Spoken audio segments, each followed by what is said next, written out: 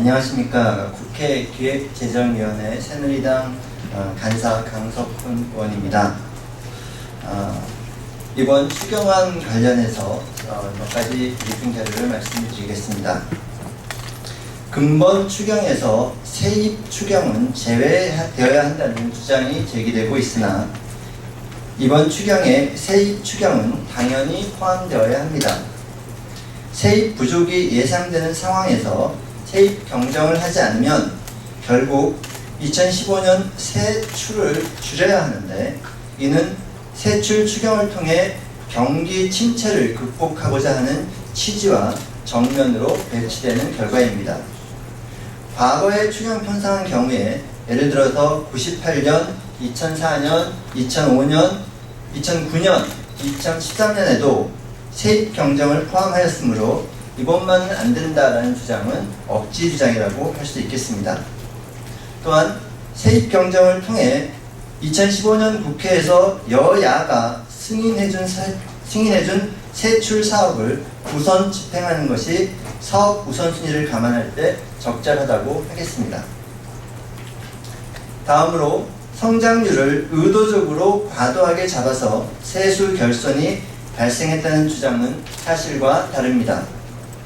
작년 예산 편성하는 시점, 예를 들어 2014년 9월에 경상 성장률 전망 6.1%는 당시 여건을 감안했을 때 최선의 수치로서 국내외 연구기관 전망과 유사하였습니다.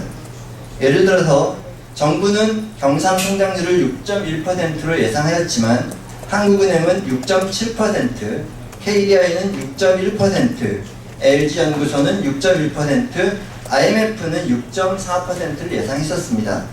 따라서 당시의 정부의 경상성장률 전망치는 이러한 국제기관과 연구기관들의 예상치를 반영한 것이다 라고 말씀드릴 수 있겠습니다.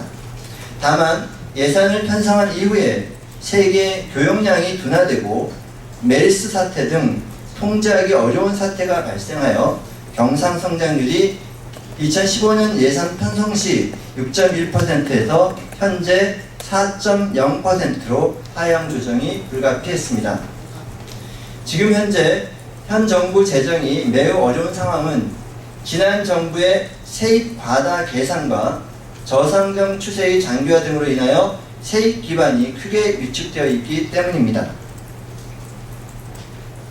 이런 측면을 놓고 봤을 다음으로 법인세 인상 등 세입 대책이 없는 세입 추경은 불가능하다는 주장이 있습니다. 그러나 법인세 인상은 엑셀과 브레이크를 동시에 밟는 격이므로 부적절합니다. 글로벌 조세 경쟁 추세, 즉 각국에서 법인세를 내리는 그런 추세에도 역행하고, 또한 기업의 투자 및 고용을 위축시켜 경기 회복을 저해할 우려가 있습니다. 따라서 경기 회복을 위해 추경을 편성하면서 법인세율을 올리는 것은 서로 모순이 되는 것입니다. 또한 2012년 이후에 최저 한세율 인상, 고용 창출세 공제 축소 등 대기업 감면 정비로 2008년 세율 인하 분 3%포인트 효과의 상당 부분 약 2%포인트를 이미 상쇄하였습니다. 이번 추경이 메르스로 인한 경기 침체 대응 추경이므로 메르스 피해 대책뿐 아니라 SOC 등 경기 진작 사업을 포함한 것이, 이 부분 다시 하겠습니다. 이번 추경이 메르스로 인한 경기 침체 대응 추경이므로 메르스 피해 대책뿐 아니라 SOC 등 경기 진작 사업을 포함할 필요가 있습니다.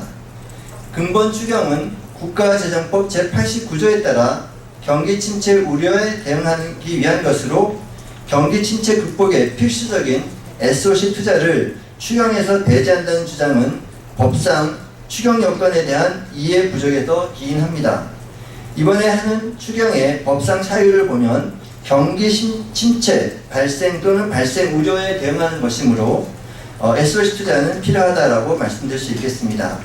SOC는 일자리 창출, 경기 보강 등을 위한 민생 예산으로 과거 추경할 때에도 경기 활성화를 위해 통상 SOC가 추경에 포함되었다는 점도 말씀드리겠습니다. 또한 마지막으로 이 SOC는 제조 평균 취업 유발 교수가 8.2명에 반해 건설업의 취업 유발 개수는 13.1명에 달하고 있어서 일자리 창출 효과가 상대적으로 제조업에 비해 더 크다는 점도 말씀드리고자 합니다. 이상입니다.